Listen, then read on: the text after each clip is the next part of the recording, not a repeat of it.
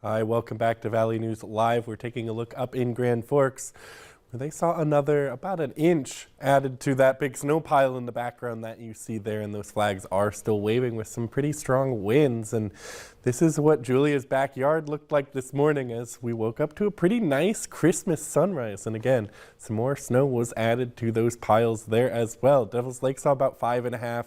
Sharon, North Dakota saw about 4.5, and Fargo as well as Northwood, North Dakota saw just under 3 inches, and up in Grand Forks, like we saw earlier, saw just 1 inch of snow. Now, most of that snow did fall in our North Dakota counties, but some fell in the Minnesota areas. But right now in Fargo, it's -1 degree, even though we saw temperatures hit above zero for many today. Here in Fargo, we stayed right under that mark.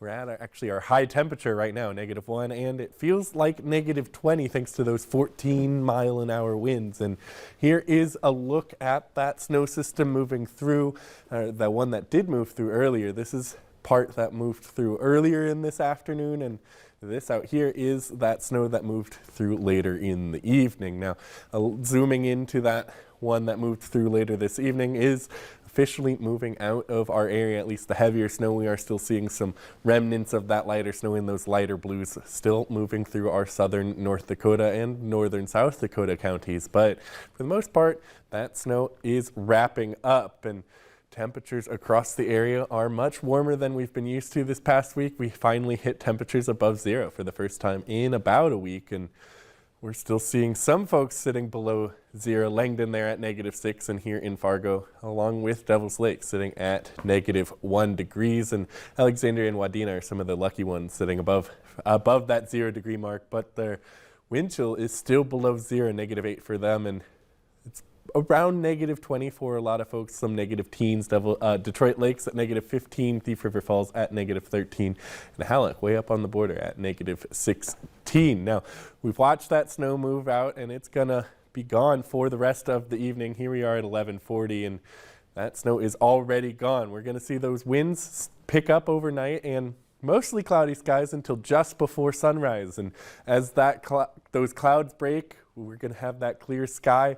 That's going to allow some of that heat, what little there is, but that heat escape from the earth and bring our temperatures down drastically over a very short period of time just before sunset, and that sun helps things warm up. But as we move throughout the morning of tomorrow, we're going to see those winds shift out of the south. Now, they could be strong at times, particularly out west at lunchtime where those green arrows are. That's where those wind speeds of about 20 to 30 miles an hour would be. And as that wind shifts from the south, that's going to bring some nice warm air into our area, and we'll see for the first time in a week everybody over zero, but those wind chills, those pink numbers, still below zero, but it was a nice change of pace to see above zero. And again, those winds will be strong, particularly down south. Now, temperatures out west will be in the mid to upper single digits, while in the east the low to mid single digits for much of the afternoon. Now, as we move into tomorrow morning, those temperatures will start the day pretty chilly, but again, above zero by the afternoon, and Rudolph did deserve that dinner,